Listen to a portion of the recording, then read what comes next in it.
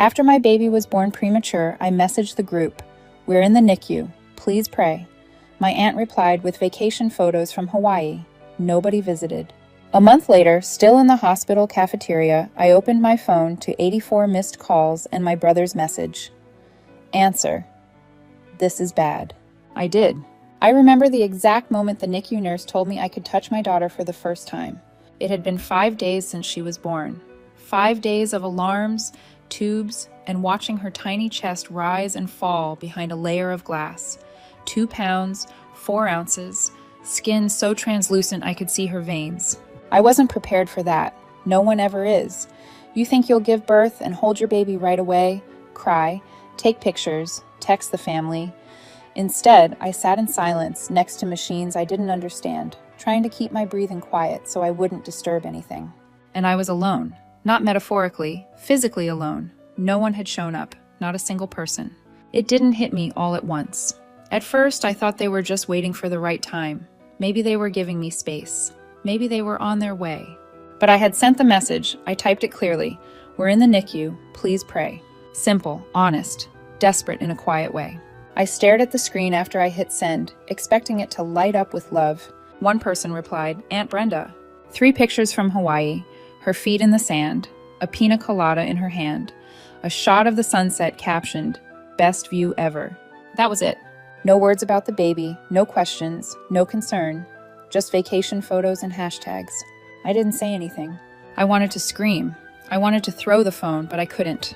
My daughter was fighting to breathe, and I had to stay calm. I was her anchor. She didn't need a meltdown. She needed me steady. The worst part was knowing this wasn't just a one-time lapse. No one else in the family followed up. Not my brother, who I once drove 5 hours to bail out of a breakup in a lease. Not my cousin Liz, who cried on my couch for weeks when she lost her job and then let me pay her rent more than once. Not Brenda's daughter, who I literally hosted in my guest room for a semester while she found herself. Days passed, then weeks. I stayed at the hospital almost full-time. My husband was in Oregon trying to wrap up a work contract that couldn't be broken without financial penalties. He felt helpless. I told him not to worry, that I was okay. But I wasn't. I was eating cafeteria food, showering in the hospital family center, changing clothes out of a duffel bag, watching my baby through glass. She had a name, Riley. Nobody even asked what we named her. On day 31, I was sitting in my usual corner of the cafeteria, holding a cold cup of coffee, scrolling through pictures of Riley in my phone. The nurses had helped me take a few. She looked stronger, a little bigger, still hooked up to wires, but I could see her spirit now. Something had shifted. There was hope. That's when I saw it. My phone lit up, 84 missed calls. I froze. I didn't even hear it vibrate before. Didn't feel it ringing. Just a silent notification screen glowing up at me like it knew something I didn't. Most of the calls were from my brother. The last text from him said, "This is bad." And just like that, I knew something was coming. Something big. But for the first time in a long while, I didn't panic. I didn't cry. I just set the coffee down, took one deep breath, and called him back. Because if it was finally time for a family emergency, they were about to find out what being alone really felt like. The phone barely rang before my brother picked up. His voice was loud, rushed, shaky, like he'd been running. I heard traffic, someone talking in the background, a car door slamming. He didn't ask how I was. He didn't ask about Riley. He just blurted it out. Dad collapsed in the driveway. It happened an hour ago. No warning. Just dropped while pulling the trash bins back after collection.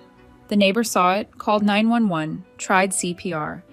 I got to the hospital just as they were wheeling Dad into emergency surgery. Brain bleed. They aren't sure if he's going to make it. I didn't say anything at first. I looked out the cafeteria window at the same sidewalk I watched every morning. I asked who was with him. He said Mom, Brenda, and a few cousins had rushed over. Even Liz was there. Right, of course. Everyone could make it when he was in the hospital. Then he said the part I knew was coming. "You need to come. Mom's falling apart. We need you." Not, "How's your daughter?" Not, "Are you okay?"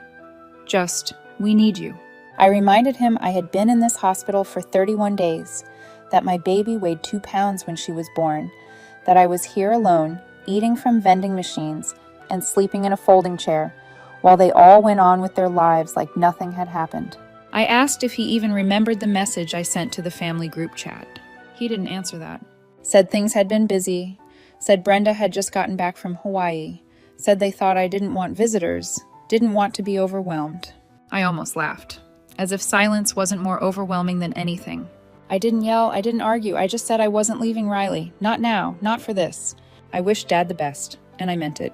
But they would have to figure this one out without me. Then I hung up. He called back within seconds. I let it go to voicemail. He texted next. A wall of messages, some begging, some guilt-tripping, some just rambling. I sat there reading each one, then slowly started deleting them one by one. It wasn't rage I felt, not even betrayal anymore, just a cold, sharp certainty. For years I had held this family up. I was the go-to fixer, the peacemaker, the one they leaned on when things went sideways. I paid for things without being asked. I remembered birthdays they forgot. I never once said no when someone needed help. But they left me alone when my daughter was on life support. They left me to sit beside an incubator day and night without asking how I was surviving it. So that was it. I turned off the ringer, slid my phone back into my pocket, and walked upstairs. Riley was asleep, her arms slightly spread out like she was floating.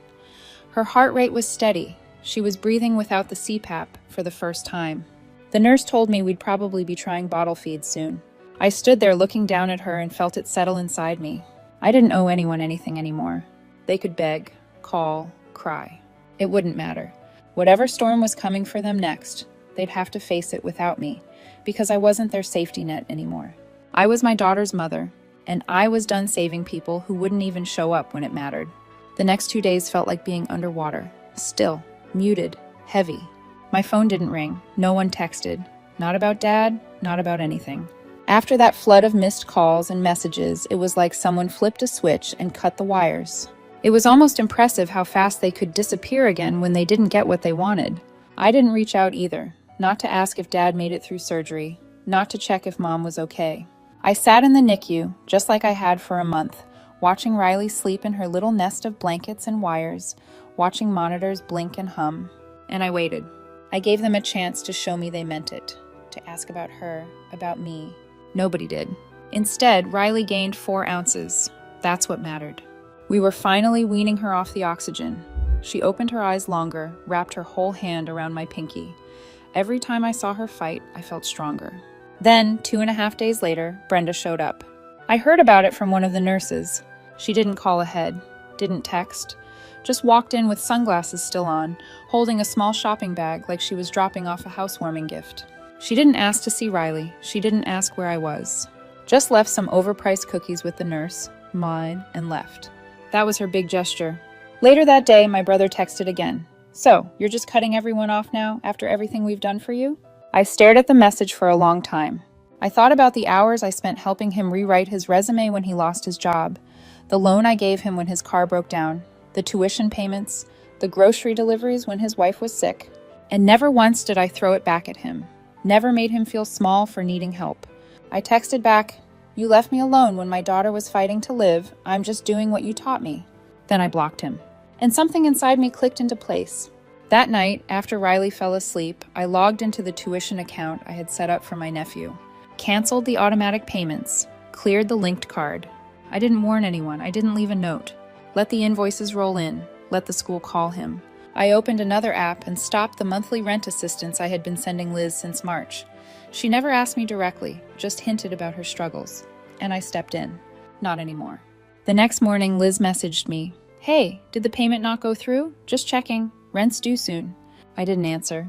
2 hours later, Brenda sent me a photo of some flowers in a vase with a caption, "Thinking of you and the baby," followed by a heart and a sun emoji. I deleted it without reading the rest. By the end of the day, 3 unknown numbers had called me. Likely cousins I hadn't heard from in months, suddenly remembering I existed. I didn't pick up. I already knew what they wanted. When people realize the person they leaned on has stepped away, they don't reflect. They scramble, they talk, they twist the story, they try to fix it. Not because they care, but because the support they thought was endless is suddenly gone. It makes them panic. Not because they miss you, but because they miss the version of you who always said yes. But that version of me disappeared the day I sat alone in that NICU with Riley and read my aunt's vacation caption, instead of a message saying, "We're here, we love you, we've got you." They made a decision that day. I just followed their lead. And now, as they scrambled, I focused on what actually mattered. Riley's breathing on her own. She'd gained another 2 ounces. The nurse let me hold her for a full hour. And for the first time in a long time, the weight I'd been carrying, their weight, started to fall off my shoulders. Piece by piece, the hospital was starting to feel like a second home. I knew which vending machines always got stuck, which nurses liked jazz, and which ones gave the best updates without sugarcoating anything. Riley was gaining weight fast. Her tiny fingers gripped mine longer each day, and the doctors had started talking about her release in a few weeks. There were still plenty of hurdles ahead, but we were finally in a rhythm, one that didn't include my family. Then, out of nowhere, my phone buzzed with a message that made me pause. It was from my grandfather. Not a heart emoji, not a forwarded prayer chain, just, "Call me tonight, alone." I hadn't spoken to him in months. He was never the type to get involved in petty arguments or family drama. He was quiet, old school, but everyone respected him. When he did speak, people listened. Always had. I called him that night after Riley fell asleep and stepped outside to a bench near the ER entrance. He answered immediately, no small talk. He said he knew about everything. He knew no one had visited, that Brenda went on vacation, that my brother was now calling everyone in the family complaining I had turned cold. He said he'd seen the group chat messages. I didn't ask how, I didn't care. Then he said something I didn't expect.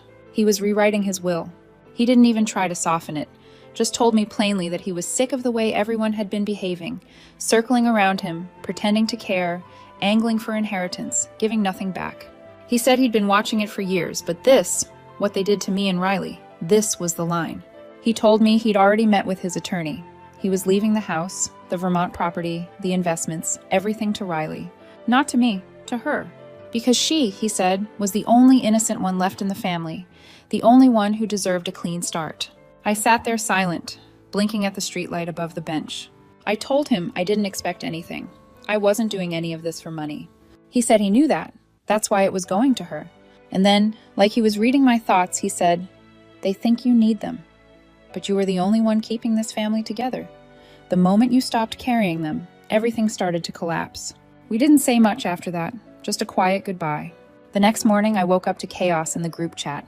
Screenshots. A blurry photo of a typed legal document. Liz asking if it was a joke. Brenda freaking out in all caps. My brother sending question marks. No one mentioned Riley. No one asked how we were. It was all about money, property, what's fair, and what did she say to him. Apparently, my grandfather had called a family meeting at his house without saying why. Everyone showed up, probably thinking he was going to announce something about downsizing or giving out early gifts. Instead, he handed out folders with the new will inside, then got up and left the room. He didn't explain it. He didn't ask for feedback. He just made it final. Brenda was livid. Liz sent a passive-aggressive message about honoring family tradition. My brother tried to FaceTime me twice. I didn't answer. Instead, I sat with Riley in the NICU chair, holding her close while she napped against my chest. Her little heart monitor beeped steady and slow. I could feel her warmth, the weight of her finally starting to feel real in my arms. The real weight I was carrying wasn't financial. It wasn't about inheritance. It was this, the quiet, exhausting burden of being the one who showed up over and over again while everyone else took. Now the weight had shifted. The family didn't understand yet. They thought this was about money, that I had somehow turned our grandfather against them. But this wasn't revenge. This was the cost of their choices. And it wasn't over yet, because I hadn't even told them the second part to what I was planning next. I waited 3 more days before saying anything. Let the messages pile up. Let the panic settle in. My brother sent another dozen texts, some angry, some pretending to be calm like he was trying to reason with me. Brenda switched tactics and sent me a voice memo about how family needs to stick together, especially for Riley's sake. Liz asked if we could talk, just us girls, which was laughable considering she hadn't said a word when I was alone in the NICU with a premature baby fighting to breathe. What none of them realized was that while they were arguing over a will, I was busy planning something else entirely. Riley was doing better, stronger every day, and I had been talking to the hospital's social worker, quietly gathering the paperwork for something they never thought I'd actually do. I was moving. Not across town, across the country. A job had opened up at the Children's Hospital in Colorado, where my husband had just been offered a permanent role. The position was part-time, flexible, and came with a relocation package. Best of all, it included a spot in their NICU follow-up program for Riley, which meant we'd get ongoing care from specialists who already knew how to handle babies like her. I didn't tell anyone except my husband and the nurse who had been with me since day one. I didn't owe anyone else that information. 2 days before our flight, I finally responded to the group chat. Not with words. Just a photo. Riley in a new onesie, asleep in her car seat, and behind her, 2 suitcases packed and zipped. Brenda responded first. Where are you going? Liz followed. Wait, what is this? Are you moving? My brother's message came in last. You're seriously doing this? After everything? After everything. As if I was the one who disappeared. As if I was the one who had left someone else behind in a hospital bed. I didn't respond. The next day, the hospital room was cleared. Riley was discharged, and we were on a plane. Just me, my husband, and our daughter. I held her the entire flight. I didn't cry. I didn't look back. That night, in the hotel near our new apartment, my husband opened his phone, scrolled through the messages from my family, and asked if I wanted to block them. I said not yet, because I wanted them to see what life looked like without me. And they did. Over the next few weeks, I started posting just a few quiet pictures on social media. Riley's first nap in her new crib, her checkup at the new hospital, a video of her smiling at the ceiling fan like it was the most beautiful thing she'd ever seen. The comments started pouring in. Not from them. They stayed silent, watching. But I could see it. The views, the profile visits, the quiet surveillance of people who were slowly realizing they weren't part of the story anymore. And then it happened. A letter arrived, handwritten, from my grandfather. He said he was proud of me. Said he hadn't told the others yet, but he'd made another change. The trust was being divided early, not just in the will. Riley's portion would be transferred into an education fund available only to her. No co-signers, no family members could touch it. He wrote, "They took your kindness for granted. Now they'll see what happens when that kindness goes somewhere else." I read it twice, then folded it and slipped it into Riley's baby box, right next to the photo of her in that NICU incubator. The family didn't fall apart immediately, but piece by piece, things started slipping. Liz posted about needing help with rent. Brenda hinted at selling her condo. My brother's kid was pulled out of school mid-semester. I didn't celebrate any of it. I didn't even respond, because the truth was, I wasn't angry anymore. I was free. It started slow. A few likes on old Instagram photos, some vague comments on Riley's updates. Nothing direct, just enough to test the waters. I didn't reply. I let the silence speak. But then, about 6 weeks after we moved, Liz cracked first. She emailed me, a full 5 paragraphs, most of which danced around the word sorry, like it was a minefield. She wrote about how hard things had been and how nobody really knew how serious it all was. She said she'd been thinking about Riley and hoped one day they could reconnect as a family. At the end, she added, "I'd love to get to know her. I think she deserves to know her roots." Roots. She didn't mean history. She meant access. She meant proximity to Riley, to the money, to the life she could see from the outside looking in. I didn't answer. A week later, a box arrived at my door. No return label, but I recognized the handwriting on the card before I even opened it. Brenda. Inside were baby clothes, all too big, and a teddy bear with a gold ribbon that still smelled faintly of perfume. The card read, "For my little princess, with love from your great aunt Brenda, let's let the past go." I put the bear back in the box, resealed it, and set it in the hallway closet. Then my brother. He didn't send a message, he didn't write. He showed up. I got the notification from my doorbell camera while I was cleaning bottles. He was just standing there, hands in his jacket pockets, staring up at the door like he couldn't believe it was real. I hesitated. I thought about ignoring it.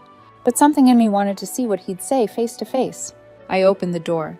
He looked rough, not unhealthy, just worn down, like someone who had run out of excuses. He said I was passing through, even though we both knew he wasn't. I didn't say anything. Then came, "I just wanted to see you." So I waited. He finally said what he came to say, "We miss you." I let that sit in the air between us for a long second. Then I told him, "You don't miss me.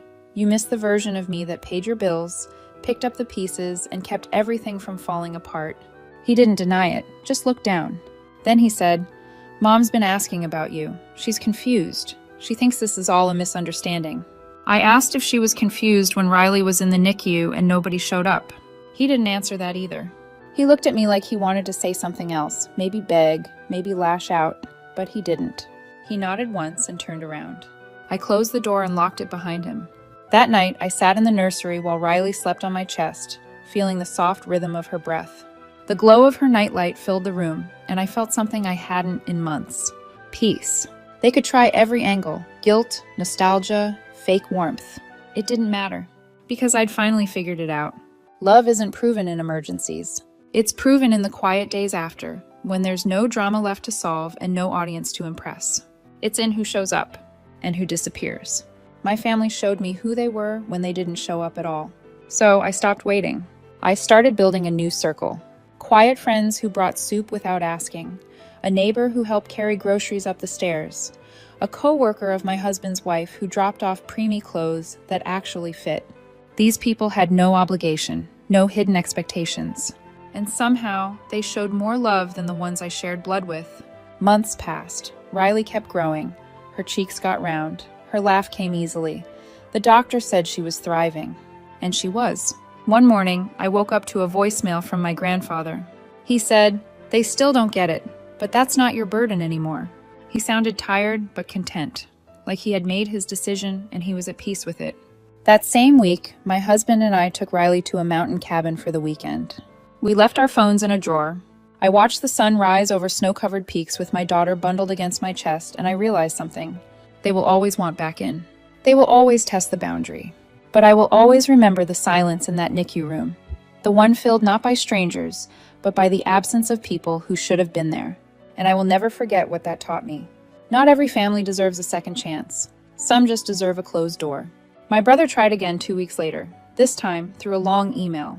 It was a mix of excuses and apologies. He said they hadn't known how serious things were, that they thought I wanted privacy.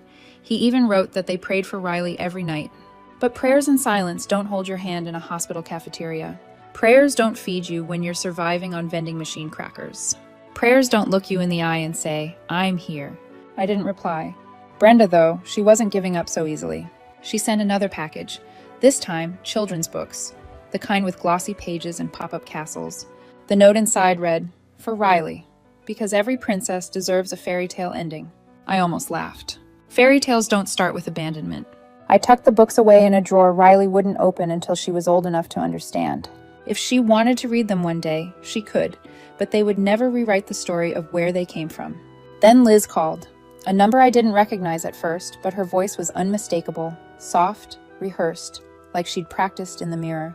She said she missed me, missed us, said she'd been reflecting, and that she realized how unfair it all was. And for 1 second, I almost believed her. But then she said it. We're still family. Riley deserves to know where she comes from. There it was again, that word, deserve. As if family is a prize you get handed after vanishing when it mattered most. I ended the call without saying anything. And I didn't feel guilty. Because by then I understood something. Family isn't about DNA. It's about presence. It's about who shows up, not who shares your bloodline. I started pouring my energy into the people who actually did. The neighbor who shoveled our walkway after a snowstorm without asking. The nurse who still checked in weekly even after Riley was discharged. The stranger at the grocery store who, seeing me juggle a diaper bag and a screaming infant, offered a smile and said, "You're doing amazing, Mama." These were the people filling the spaces my family had left empty, and I let them. Riley was crawling now, laughing so hard her whole body shook. Every time I looked at her, I saw proof that love, real love, doesn't need a family tree to bloom. It just needs roots, strong, steady, and chosen. One afternoon, while rocking Riley to sleep, I thought back to that very first message I sent. "We're in the NICU. Please pray." The silence that followed had once broken me. Now it defined me, because silence speaks. It tells you exactly who cares and who doesn't. And the people who answered with silence, they taught me the most valuable lesson of all, that I could survive without them, that I could be whole without them, that Riley and I could build something stronger, safer, and more honest than the hollow version of family they offered. Weeks later, another letter came from my grandfather. This one was shorter, just a single page. He wrote, "Lisa, you've done what I couldn't. You cut the rope. You saved yourself and your child. I wish I'd had the courage to do the same years ago. Don't ever look back. Love, Grandpa." I cried reading it, not because of grief, but because of relief. Someone had seen me. Someone had understood. And even if it was just one person, that was enough. The rest of them could scramble, twist the story, paint me as cold, selfish, ungrateful. Let them. I knew the truth. Riley would know the truth. And the truth was simple. I didn't close the door on family. They closed it first. All I did was lock it and throw away the key. That night, I held Riley close, felt her small chest rise and fall against mine, and whispered into her hair, "You'll never know what it feels like to be abandoned by the people who should love you most. Not while I'm here. Not while I'm your mother." And in that moment, I felt the last piece of weight lift from my shoulders. Not bitterness, not anger, just freedom. Because sometimes the strongest love isn't about who's supposed to show up. It's about who actually does. And as I looked down at Riley, her eyelashes fluttering in sleep, her tiny fist curled against my shirt, I knew with absolute certainty that she was all the family I needed. Months stretched into a new rhythm. Riley's cheeks filled out, her hair started to curl, and her laughter filled every corner of our new home. Life wasn't easy, but it was ours. And I cherished every ordinary moment. The diaper changes, the midnight feedings, the long stroller walks where the world felt both too big and finally small enough to hold in my hands. The silence from my family lingered in the background, but it no longer echoed inside me. It was just there, a reminder, not a wound. Until the knock came. It was late afternoon. I was rocking Riley in her chair when the sound rattled through the quiet. I froze. Checked the monitor. Then the doorbell camera pinged. Brenda, standing on my porch, clutching a bouquet of supermarket flowers. She looked older than I remembered, worn down, but still carrying that familiar air of performance, like everything she did was staged for an audience. I didn't open the door. She lingered for 5 minutes, shifting from foot to foot, then eventually set the flowers down and walked away. An hour later, a text buzzed through. "Lisa, please, we just want to see Riley. Don't punish her by keeping her from us." I stared at it for a long time before deleting it. Because the truth was, Riley wasn't being punished. She was being protected. Protected from the cycle of conditional love, from people who showed up only when there was something to gain. Protected from the same weight I had carried my entire life. 2 weeks later, Liz tried again. This time, with a card that came tucked into Riley's diaper bag after daycare. The front had glittery balloons, and inside was scrawled, "We miss you both. Let's start over." Start over. As if the first chapter hadn't already been written in silence and absence. I folded the card in half and slid it into the back of a drawer. Not to save, not to revisit, just so Riley would never accidentally stumble on it years later and wonder if she had done something wrong. Because she hadn't. The only wrong was theirs. And then came my brother. Not with flowers, not with a card, but with desperation. He showed up again, this time pounding on the door like the house was on fire. "Lisa, come on, open the door, we need to talk." I didn't move. Through the camera, I watched him pace, rub his face, mutter to himself. Finally, he shouted, "Fine, but don't say I didn't try. You're making a mistake cutting us out. Riley's going to need family one day, and when that happens, you'll regret this." His voice cracked on the last word. And then he left. I stood there for a long time, Riley pressed against my chest, her small heartbeat steady against my skin. And I whispered, "She already has family. She has me." From then on, the attempts slowed. No more knocks, no more flowers, just the occasional message hanging unanswered in the void. But I noticed something else. They watched. Every post, every update I shared, quiet moments of Riley's first steps, her giggles at the park, her birthday candle flickering, they were there. Silent, invisible, but present. It didn't bother me anymore. If they wanted to watch from the outside, let them. Because that was exactly where they belonged. The real gift wasn't the inheritance, or the trust fund, or even the closure of blocking their numbers. The real gift was the peace that settled in once I stopped carrying their weight. The peace of building a life defined not by who abandoned me, but by who stayed. And Riley? She thrived.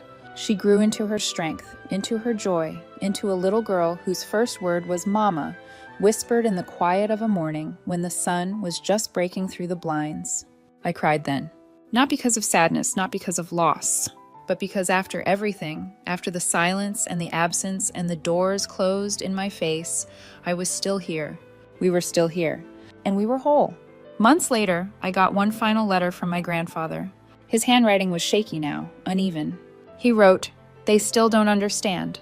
They never will. But you don't need them to. All you need is Riley. I hope when I'm gone, you remember that the only inheritance worth holding onto is love. Everything else fades." I pressed the paper to my chest and let the tears come this time. Not grief, not regret. Just gratitude for one voice that never wavered, and for the chance to rewrite what family meant for Riley. because she would grow up knowing love as presence, not absence. She would grow up knowing that family is chosen, not owed. And she would never know the sound of silence when she needed someone most. That was my promise, and I would keep it. The rest of them could circle, gossip, argue over wills and memories and rewritten versions of the past. Let them. We were already gone, already free. And as I rocked Riley to sleep that night, her tiny hand curled around my finger, I understood something I had been chasing for months. The silence wasn't punishment anymore. It was peace, and it was ours.